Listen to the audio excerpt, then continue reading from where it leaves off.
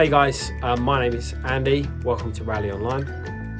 I don't know if you've ever had one of those dreams that was so vivid, so real that you woke up. I remember waking up once about the age of 13 and I was just like sweating and my heart was beating in my chest. And I looked at my hands because in my dream there was some kind of witch or evil creature that would go around scratching hands with pointy fingernails, injecting some kind of illness and disease into them that would cause them to die. And I looked at my hands, checked my hands to make sure there were no scratch marks because it was so real, so vivid. In our story today, and in fact in the coming weeks, there are dreams like this that seem so real. There's something different about them. Now, they weren't like my dream. These dreams were all from God. And we're going to see how they work out. We're starting, as you can guess, a brand new series this week. And we're calling it Full Colour. In the stories that we're going to tell in the coming weeks, we're going to see exotic locations like Egypt and ancient Israel. We're going to see some strange things happening from one of the biggest disasters in ancient times to families that are struggling with sibling rivalry and almost ending up in murder. We're going to see favoritism from parents, sort of everyday stuff and extreme stuff like child trafficking across countries. So dive in with us, grab your Bible. This is going to be worth investing in, because out of this mess that we're going to see in the coming weeks, we're going to see God reveal the full colour of his gospel plan, of his rescue plan. So join us, Genesis 37. Grab your Bible, grab an app, go to bible.com and let's dive in. Now, I don't know what dinner time is like in your family, but dinner time would have been a pretty loud affair in Jacob's family. He's a guy who lived in the Middle East a long time ago, and he's the dad in this story. That's where it all starts up. In fact, that is where the trouble starts, because right in the start of this passage in Genesis 37, we see there's some massive issues. Now, this family is big. There are 12 brothers and some other children as well. But the youngest, one of the youngest of these 12 brothers, second youngest, is called Joseph. And he's 17 years old. So I'm sure some of you guys can relate to Joseph. You'll be a few years off him, either above or below. And he's just kind of working for his dad. But as I said before, things aren't good in the family. Let's dive into a couple of verses that show us that. So if you've got your Bible, Genesis 37, I just want you to look at verse 3. Now, Israel is another name for Jacob. So just to say he's got two names, they both refer to him. So now Israel loved Joseph more than any of his other sons. You can see problems from the kickoff. Because he had been born to him in his old age, and he made him an ornate robe, or some versions say a robe of many colours. When his brothers saw that their father loved him more than any of them, they hated him and could not speak a kind word to him. So you can imagine at the dinner table, can't you? Joseph saying, "Pass the salt." Well, yeah, here's the salt, and he gets it chucked in his face. Can you give me some lamb, please? Oh, you want lamb? Do you, Joseph? Or how about I get you a chicken as well, and maybe a duck to go with that? And would you like some applesauce, Joseph? And would you like me to polish your toenails while you're at it? You can imagine that kind of thing as Joseph sits there with this ornate robe, this robe of many colours wrapped around him. It's just another evidence of what the brothers already know. He's the favourite. How could he be the favourite? He's one of the youngest. This doesn't make sense to us, Dad. What's going on? What's so special about Joseph? We've been working for you for years. These brothers aren't just like young, a few years older than him. They've got kids, they've got their own families. And yet they can't stand the sight of this 17-year-old. It looks like he's going to inherit all of their wealth, or at least a lot of it. It should be the oldest. It should be the guys who've been working the longest. But no. And one day Joseph brings a bad report back. And he goes to his dad and he tells him this bad report about what the brothers have been up to. And this is just the start, because things are about to get even worse. You see, God's going to intervene in this story in a way that is a bit surprising, maybe to you and me today. But we'll see that at breakfast time. So let's go there.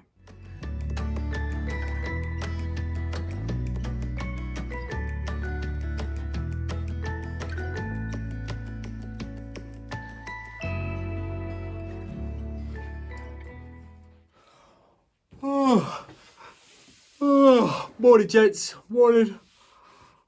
All the brothers woke up, sat around the breakfast table. I'm sure many others sharing the news. Maybe this is what you do in the morning. You check the news, check your social feeds, see what's happening. They were all chatting about, who stole whose sheep yesterday? How's it all going? And then Joseph walks in and sits down. Here he comes.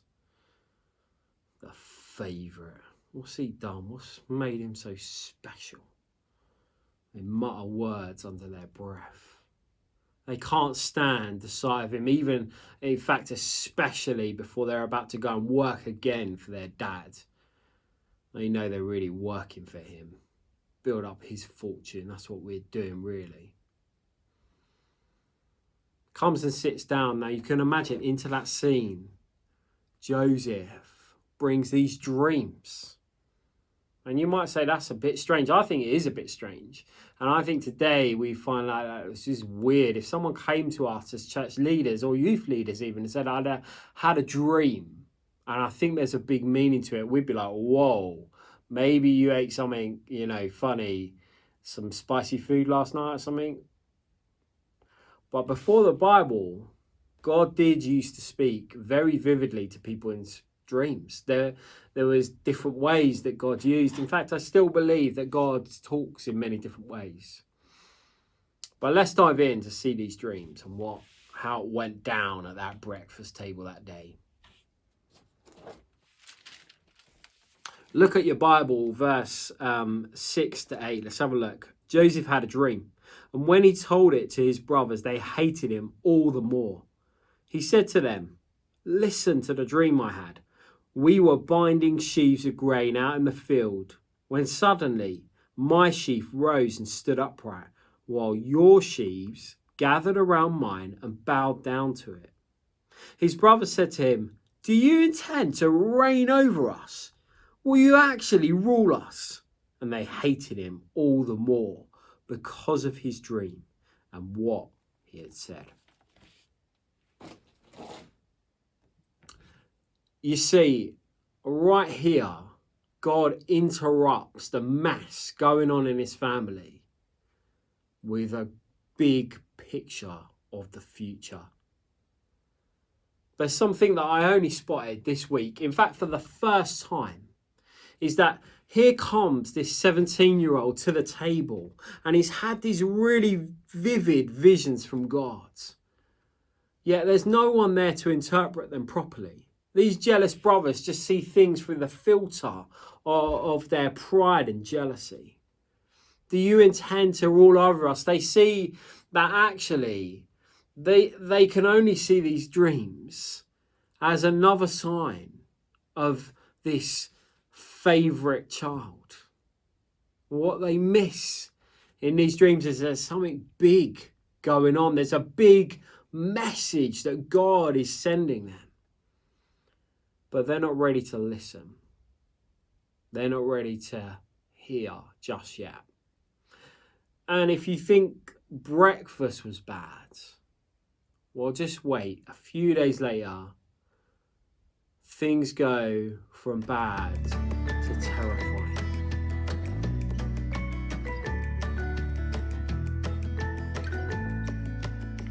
From just arguments and not saying nice things to we're getting close to a place of murder. Joseph is down the bottom of a pit. How did he get here? Well, let's look at verses 19 and 20 in the Bible. Here he comes, that dreamer, they said to each other. Come now, let's kill him and throw him into one of the cisterns and say that a ferocious animal devoured him. Then we'll see what comes of his dreams. Verse 23, so when Joseph came to his brothers, they stripped him of his robe, the ornate robe he was wearing. They took him and threw him into the cistern. The cistern was empty. There was no water in it. Dark and dank. Joseph sat there in the bottom of this cistern and he hears his brothers talking. Some favourite it is now. They have taken off this robe of many colours. And just like their family now, it lies in tatters, ripped on the floor.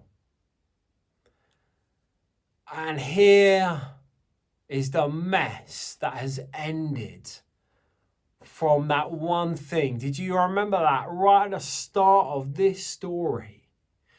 We saw a dad pick a favourite and things went downhill from there.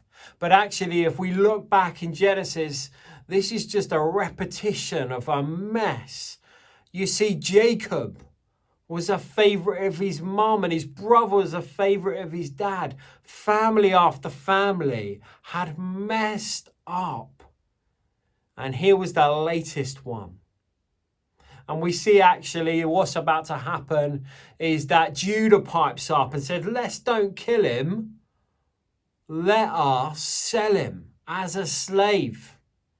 Reuben, the eldest brother, has tried to rescue him and thinking he's going back to his sister later. Goes back and it's all too late. And in the end, the brothers take this robe back to their dad and they have killed a wild animal. They've deceived their dad.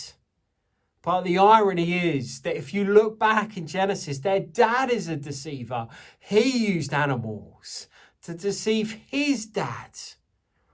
Family after family after family, generation after generation, these sins continue. They seem small at first, but they grow and expand into this giant mess. But I want you to see that in this story, there is hope. We've had these dreams. These dreams promise rescue. But the brothers totally missed it. I have seen Joseph in a new light this week. The Bible never claims that Joseph is sinless.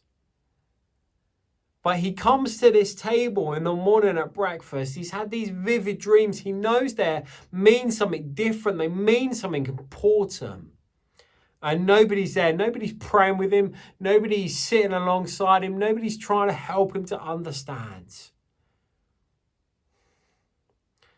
The situation is never helped, even though God has attempted to dive in. And God will pull things out of this mess that are wonderful. He will turn this mess into something wonderful in the coming weeks. But not yet. It's still messy. And what I want you to see that guys, our lives are messy too, aren't they? We can see this. Sin that goes from one generation to another generation. We can see this family rivalry. We can see this, how we tell a white lie and then it leads to another lie, bigger lies. We can see this, how favoritism, even our favoritism, is so dangerous and hurtful to the people we're favorites to. Because look at Joseph, he's ended up sold. His dad's not going to see him. So even the people we pick as our favorites, we damage them, and certainly others around them. But I want you to see that God is still in charge, and he's still bringing out his rescuing plan even today. And I want you to be challenged by that, because actually I can relate to these brothers most of all. I can easily be jealous. But I want you to see there's a bigger picture, because this whole scene points us forward to Jesus. You see, just like the brothers, they're so obsessed with their power and their being in charge that they totally miss God's plan. You see, years later, the Pharisees would be so obsessed with their power that they would see this coming rescuer as a threat rather than the fulfillment of a promise. They would see this coming rescuer as someone trying to take away their power rather than someone trying to help them. Don't miss Jesus, guys. We're so obsessed with our power, there's not really power at all, because we're just heading up to a mighty mess.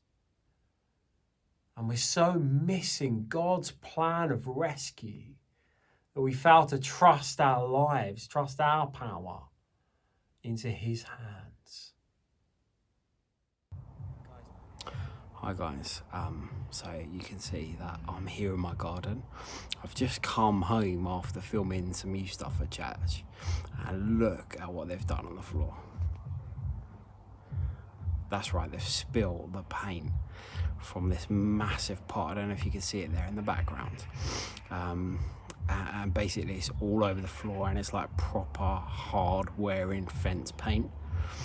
And so I've had to come out here, I've had to get like all messy to clear up this mess basically. But what I've done with it is I've tried to use the paint to paint this fence and this table and chairs, just to give it another coat, and that all needed doing.